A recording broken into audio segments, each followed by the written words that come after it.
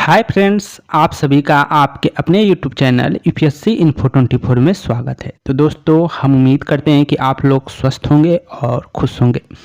Friends, ये जो video है पीजीटी हिस्ट्री का प्रैक्टिस सेट 134 है। तो अगर आप TGT, PGT, LT grade, GIC और असिस्टेंट प्रोफेसर की तैयारी कर रहे हैं हिस्ट्री सब्जेक्ट से, तो ये वीडियो आपके लिए है। वीडियो के अंत तक बने रहिए। वीडियो पसंद आए तो वीडियो को जरूर लाइक करें और चैनल पे दोस्त नए हैं तो चैनल को सब्सक्राइब कर लीजिए। तो स्टार्ट करते हैं आज का पहला नंबर क्वेश्चन, जो 51 नंबर से शुरू हो रहा है। क्वेश्चन आपका है, मेगस्थनीज द्वारा उल्लिखित अग्रोनोमोई कौन थे? मेगस्थनीज द्वारा लिखित जो है अग्रोनोमोई कौन थे, ये आपको बताना है। सैनिक थे, पुरोहित थे, नगरों के अधिकारी थे या ग्रामीण अधिकारी थे? तो आंसर जाएगा आपका डी के साथ जाएगा आंसर, ग्रामीण अधिकारी थे। जो अग्रोनोमोई का उल्लेख किया गया है मेगस्थनीज द्वारा, वो किसके लिए किया गया है? तो ग्राम अधिकारियों के लिए किया गया है, ग्रामीण अधिकारियों के लिए। तो ऑप्शन डी आपका सही है। व्याख्या पे प्रकाश डालते हैं इसके। तो मेगस्थनीज द्वारा उल्लिखित अग्रोनोमोई ग्रामीण अधिकारी थे। यह अधिकारी नदियों की देखभाल, भूमि की माप जोख, जलाशयों का निरीक्षण और नहरों की देखभाल करते थे ताकि सभी लोगों को पानी ठीक ठाक से मिल सके। यह अधिकारी शिकारियों पर भी नियंत्रण रखता था और उसको लोगों को पुरस्कृत और दंड देने का अधिकार था। मतलब ये जो अग्रोनोमोई अधिकारी था, उसको क्या है, लोगों को पुरस्कृत और दंड देने का भी अधिकार था। वह कर वसूलता था और भूमि के स्वामित्व संबंधित मामलों का भी निरीक्षण करता था। सार्वजनिक सड़कों का निर्माण, 10-10 स्टेडियम की दूरी पर स्तंभ लगाने का कार्य का निरीक्षण भी यह अधिकारी करता था। इसकी पहचान कौटिल्य के अर्थशास्त्र में वर्णित अध्यक्ष और अशोक के शिलालेख में वर्णित रज्जुक से की जाती है।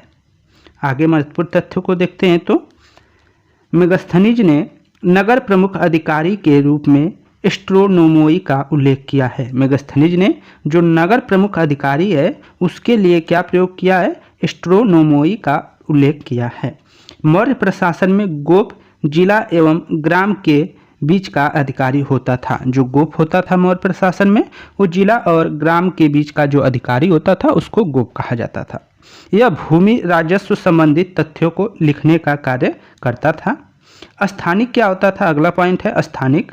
तो स्थानिक जिले एवं ग्राम के बीच का प्रमुख अधिकारी होता था। जो गोप होता था वह जिले और ग्राम के बीच का क्या है? प्रमुख अधिकारी होता था उस मौर्य प्रशासन में। और स्थानिक जो होता था वह भी जिले एवं ग्राम के बीच का प्रमुख अधिकारी होता था। ग्रामों से भूमि राजस्व वसूलने का कार्य इसी का था। जहाँ पे जो भूमि राजस्व संबंधित तथ्यों का लेख जो करता था उसको कहते थे गोप, और जो वसूलने का है ग्रामों से भू राजस्व वसूलने का जो कार्य करता था उसको कहा जाता था स्थानिक। दोनों जो है जिले और ग्राम के बीच के प्रमुख अधिकारी होते थे। तो आगे चलते हैं। 52 नंबर क्वेश्चन है, अच्छा क्वेश्चन है। मेगस्थनीज के लेखन में उल्लिखित अग्रोनोमोई कौन थे? मेगस्थनीज के लेखन में उल्लिखित जो अग्रोनोमोई थे वो कौन थे, ये आपको बताना है। प्रांतीय अधिकारी थे, पुलिस अधिकारी थे, जिले के अधिकारी थे, नगर के अधिकारी थे। और ये क्वेश्चन आपका यूपी जीआईसी प्रवक्ता परीक्षा 2018 में पूछा गया। वैसे जीआईसी का यूपी में अधिकांश होता है तो वहीं से होगा। तो इसका आंसर जाएगा सी के साथ, जिले के अधिकारी क्या होते थे? जिले के अधिकारी होते थे। 52 का सी के साथ हो जाएगा जिले। जो मेगस्थनीज के लेखन में उल्लिखित अग्रोनोमोई कौन थे? तो ये क्या थे? जिले के अधिकारी होते थे। तो अग्रोनोमोई जिले के अधिकारी होते थे, इसको याद रखिएगा। आगे चलते हैं। 53 नंबर क्वेश्चन, मेगस्थनीज ने क्षत्रिय को क्या कहा है? मेगस्थनीज ने क्षत्रियों को क्या कहा है ये बताना है।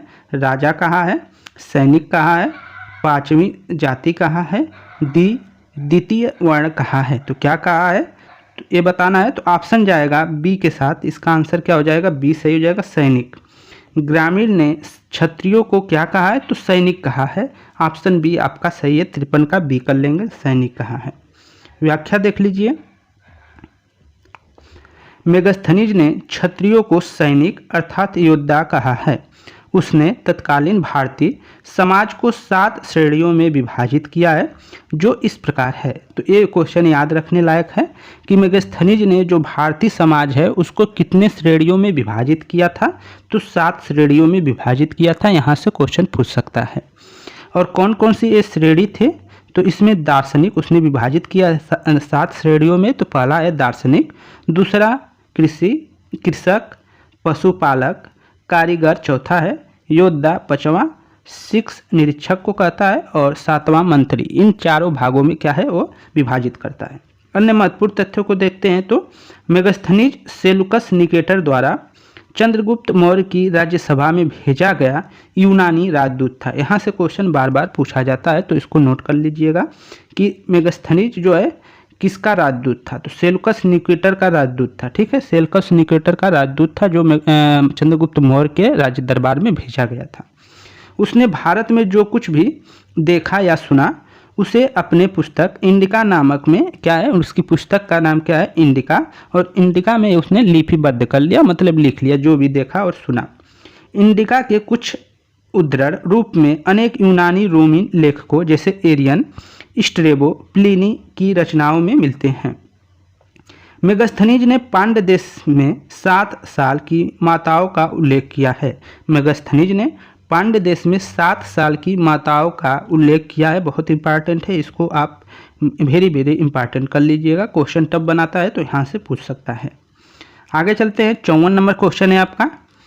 मेगस्थनीज ने अपनी पुस्तक इंडिका में दक्षिण भारत के किस राजवंश का उल्लेख किया है। अभी हमने ऊपर उसका व्याख्या देखा था, चोल, चेर, सातवाहन, पांड्य। तो आंसर क्या हो जाएगा, डी सही हो जाएगा, पांड्य का उल्लेख किया है। ठीक है, मेगस्थनीज ने अपनी पुस्तक जो उसकी इंडिका है उसमें उसने दक्षिण भारत के किस राजवंश का उल्लेख किया है, तो वो पांड्य वंश का उल्लेख किया है। और उसने बताया है कि 7 साल की जो महिलाएं थी, लड़कियां थी, वो माताओं का उल्लेख किया है।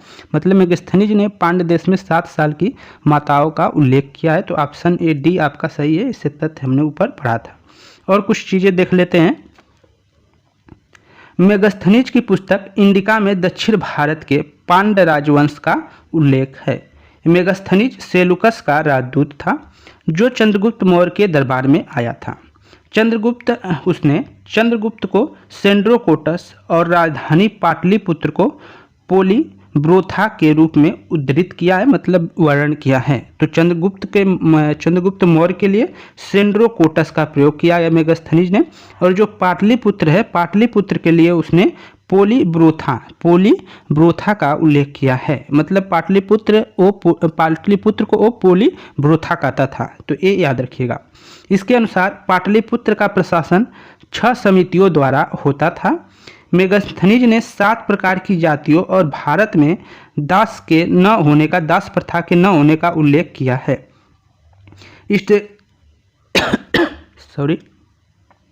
स्ट्रेबो ने मेगस्थनीज के वृत्तांत को पूर्णतया असत्य एवं अविश्वसनीय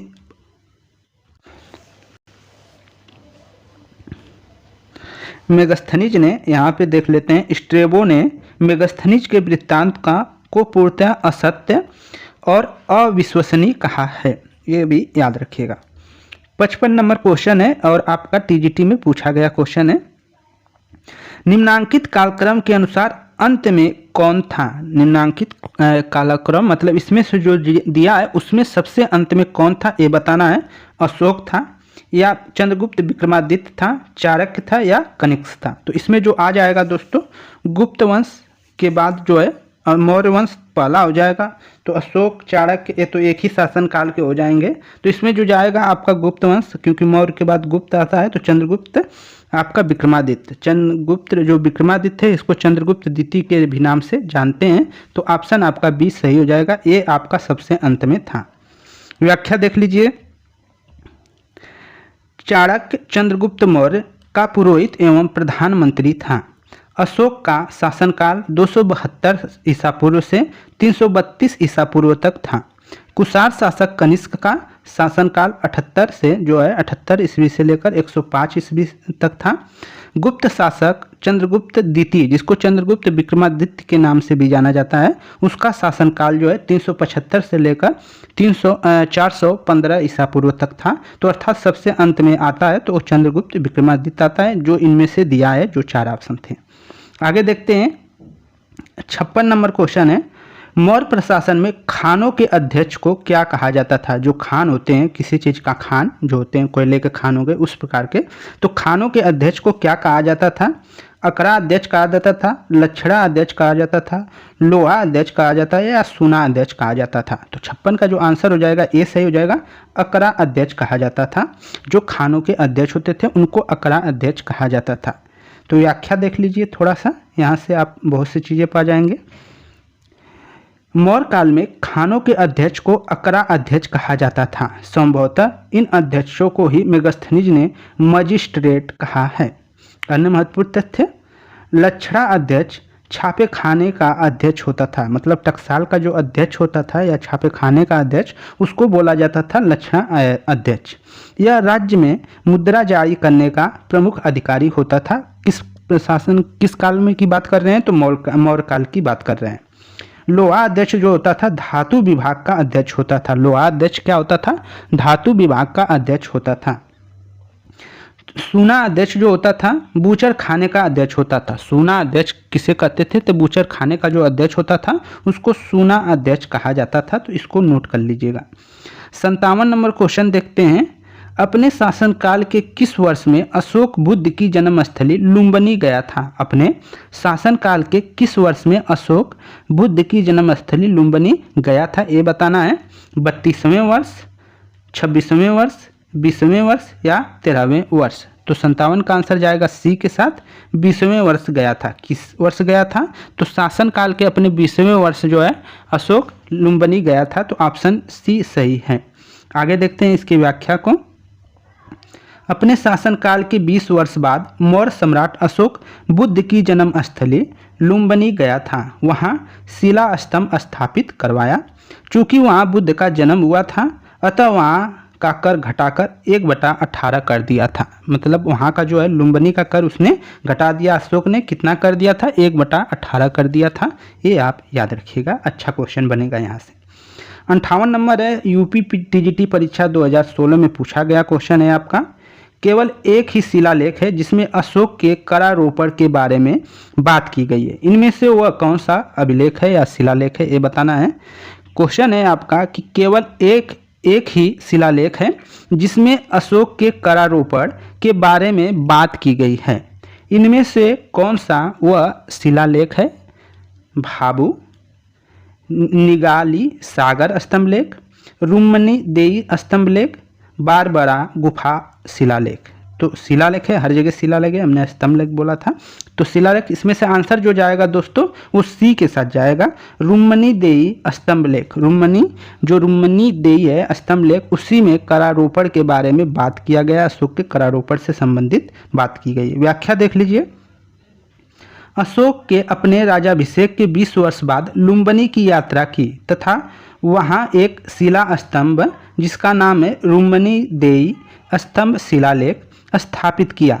बुद्ध के जन्मस्थली होने के कारण लुम्बिनी ग्राम का धार्मिक कर माफ कर दिया। जो लुम्बिनी ग्राम है उसका धार्मिक कर माफ कर दिया तथा भू राजस्व 1/6 था उससे घटाकर 1/8 कर दिया। 1/8 का मतलब होता है कि कोई है 8 चीज़ है, उसको हम 8 भागों में इस तरह बराबर बराबर बांट देंगे। ठीक है, एक एक कर देंगे 8 में। तो उसमें से जो एक भाग मिलेगा वो मतलब राजा के पास रहेगा। 7 भाग जो है वो किसके पास रहेगा? तो जो काश्तकार है, जो इसकी ज़मीन है उसके पास रहेगा। तो इस तरह ये वाली अब 7 है तो 7 उसके पास रहेगी, एक ही भाग राजा को मिलेगा।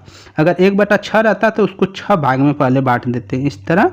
और इसके बाद उसमें से एक भाग क्या है राजा लेता और 5 भाग क्या है मतलब जो किसान है उसके पास रहेगा। तो यही होता है। इसको आप लोग जानते होंगे, बताना नहीं चाहिए लेकिन बता दिए। अगला क्वेश्चन है, निम्नलिखित में कौन सी लिपि अशोक के अभिलेखों में प्रयुक्त की गई है? निम्नलिखित में से कौन सी लिपि जो है अशोक के अभिलेखों में प्रयुक्त की गई है, ये बताना है। तो आपको याद रखना चाहिए कि कौन नहीं थी, ये आपको याद रखना है। तो जैसे ही आप देखते हैं तो शारदा की बात करेंगे तो शारदा कहीं है ही नहीं, तो शारदा आप हटा देंगे। शारदा जैसे ही हटा देंगे और इसके बाद देवनागरी लिपि भी आप हटा देंगे। देवनागरी लिपि उसके में नहीं मिलती है, तो देवनागरी लिपि 2 है। फिर इसके बाद सबको हमको नहीं देखना है कि कौन है कि नहीं, लेकिन शारदा नहीं है, देवनागरी नहीं है, तो ये दोनों लिपियाँ तो उसको अभिलेखों में प्रयुक्त हुई नहीं है। तो अब जो बचा कौन सा, तो आपका देखिए ब्राह्मी की हुई है, खरोष्टी। ब्राह्मी खरोष्टी तो सभी जानते हैं, अरमाइक भी है और ग्रीक भी है, तो इनको आप नोट कर लीजिएगा। 4 जो है जो लिपियां हैं वो प्रयुक्त हुई हैं, जिसमें ब्राह्मी है, खरोष्टी है, अरमेइक है और ग्रीक है, तो इसको याद रखिएगा।